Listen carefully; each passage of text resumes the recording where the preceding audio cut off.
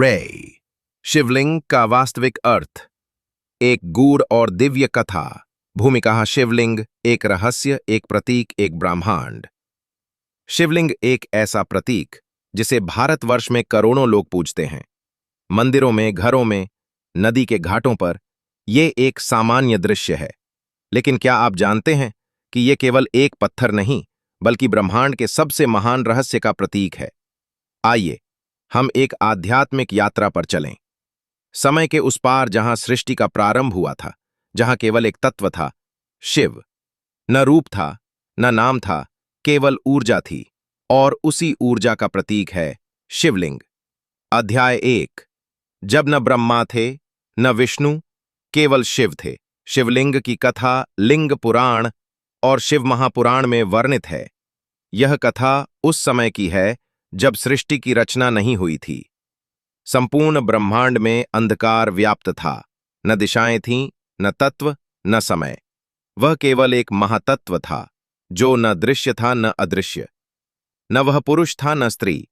उसे ही हम परम शिव कहते हैं। निर्विकार, निराकार, अजन्मा। उसी समय एक दिव्य ज्योति का प्रादुर्भाव हुआ। यह अनंत तेजपुंज था, जिसका न कोई आदि था, न अंत। ब्रह्मा और विष्णु उस समय इस स्तंभ के उद्गम और अंत को खोजने लगे।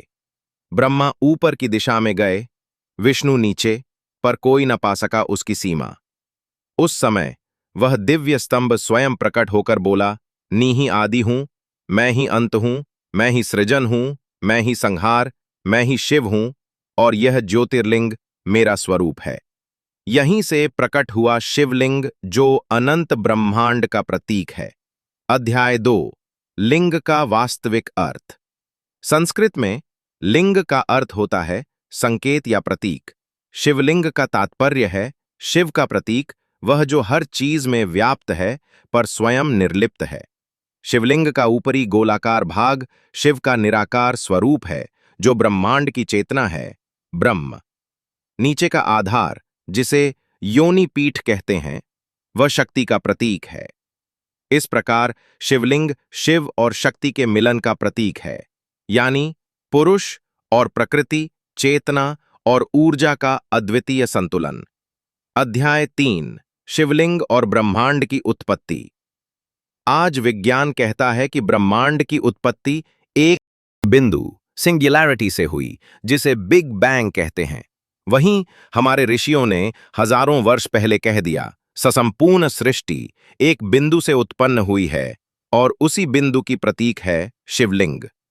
जब हम शिवलिंग की आकृति को ध्यान से देखते हैं, तो हमें एक ऊर्जा स्तंभ, एनर्जी पिलर जैसा रूप दिखाई देता है। ऊपर उठती हुई संरचना ये दर्शाती है कि आत्मा का अंतिम लक्ष्य है मूलाधार, निचला स्तर से उठकर सहस्त्रार, सिर के ऊपर तक पहुंचना। यही कुंडलिनी शक्ति की उपी यात्रा है, जो शिवलिंग के हर हिस्से में छिपा हुआ ज्ञान है। अध्याय 4। आध्यात्मिक प्रतीक, न कि केवल मूर्ति। कुछ लोग भ्रमवश इसे यौन प्रतीक समझ लेते हैं, परंतु वास्तव में ये ध्यान, ऊर्जा और सृजन का शुद्ध प्रतीक है। शिवलिंग 3 भागों में विभाजित होता है। अंदर बर्म भाग, निचला हिस्सा रचना का आधार, विष्णु भाग, मध्य हिस्सा स्थिति का प्रतीक, रुद्र। इस प्रकार शिवलिंग त्रिदेवों का भी प्रतीक है, परंतु तीनों में व्याप्त चेतना एक ही है, महादेव। अध्याय 5। शिवलिंग पर जल क्यों चढ़ाया जाता है। जब ब्रह्मांडीय ऊर्जा एक केंद्र में संकुचित होती है, तो वहां ताप उत्पन्न होता है। यही शिवलिंग की शक्ति है। जल चढ़ाने से वह ऊर्जा संतुलित होती है और मानव मन को शांत करती है। वैज्ञानिकों ने सिद्ध किया है कि जल जब शिवलिंग के ऊपर गिरता है, तो वह एक विशेष प्रकार की ध्वनि उत्पन्न करता है, जो मस्तिष्क की तरंगों, ब्रेन वेव्स को शुद्ध करता है। इसलिए ओम नमः शिवाय मंत्र और शिवलिंग दोनों मिलकर ध्यान के लिए अत्यंत शक्तिशाली माध्यम बनते हैं। अध्याय 6। जीवन के हर चरण में शिवलिंग का महत्व। शिवलिंग हमें जीवन की यह शिक्षा देता है, बिना आकृति के भी ईश्वर है, एक दूसरे के बिना अधूरे हैं। हर स्थिति में केवल वह परम शिव है।